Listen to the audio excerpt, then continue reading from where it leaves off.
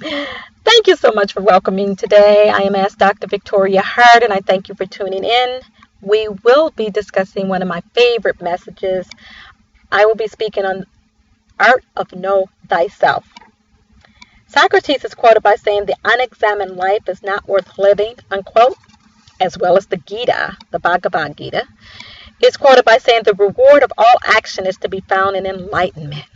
So let's just take a few seconds and a moment of prayer. May the words of my mouth and the meditations of my heart please be acceptable in your sight. I ask that everyone in the range of hearing my voice right now be blessed tenfold for the time they're taking today to listen. I ask that if they feel led to please share this message with at least one other person. And I pray that as they traverse home, that they're in safety and are blessed. Amen. A story ascertained that the fame of Socrates have traveled beyond the borders of Athens to distant land. From far and near came earnest seekers to have darshana of this man of God who kept away from pomp and power. One day, from a faraway place, a man arrived at the house of Socrates. Socrates himself opened the door and greeted the man. "Welcome, friend," he said to the visitor. "Crossing hills and valley have I come to have a darshana of Socrates," the man said. "Can you tell me where I may find him?" And Socrates replied, "You have come to the wrong man. For believe me, brother, I have been in search of Socrates for many years, but have not yet been able to find him." The man asked, "What? You have searched for Socrates for many years and have not found him yet? Are you not a citizen of this place?" Socrates replied, "I was born here, and I have lived here all of my life. And though I have looked day and night, I have been in search of Socrates. He continues to elude me." The man answered in despair by saying, "Then there is no hope for me. I must return to my country beyond the hills." Socrates looked directly into the man's eyes and responded, "Verily, the most difficult thing is to know oneself, one's true self, and one's real self." The study of human behavior actually began in ancient times. The phrase "man, know thyself" is attributed to the 5th century BCE Greek philosopher Socrates. Socrates was a powerful teacher who urged his fellow Athenians to live noble lives, to think critically and logically, and to cultivate inquiring, probing minds. Along with Plato and Aristotle, he believed that evil arises from ignorance and the failure to investigate reasons why people behave the way they do. He also credited it with saying, quote, "The unexamined life is not worth living," unquote. What do you think he intended by these words? Or more importantly, what do you think these words mean for us as individuals now? Surely most people sincerely desire to live noble and moral lives. It seems logical that in order to achieve these goals, we would seek to learn and understand about who and what we truly are. Who and what are we as individuals? Who and what we are as physical, spiritual beings? Who and what are we as members of the human family?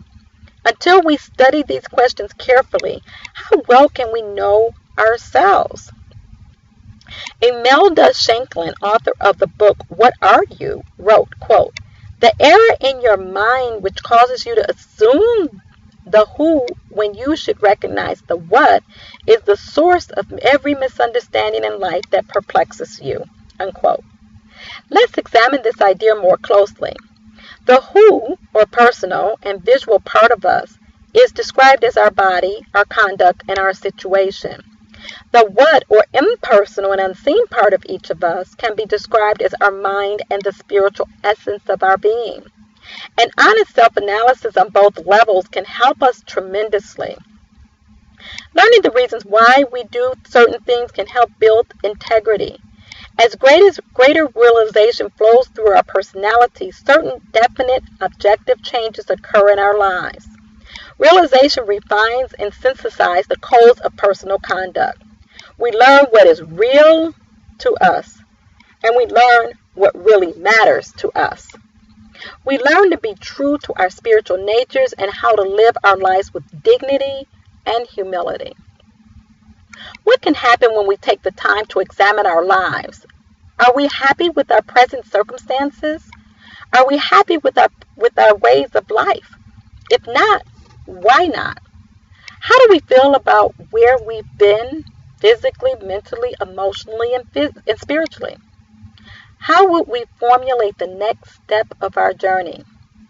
Do we take helpful action on circumstances, or do we only react to people and situations? Is thoughtfulness an example of the refinement of our soul? Thoughtfulness has occasionally been referred to us as one of life's overtones, something added to our work, by which our soul is beautified and ennobled. One of the 8 parts of the Buddhist path is the real is defined by the articles as right thoughtfulness.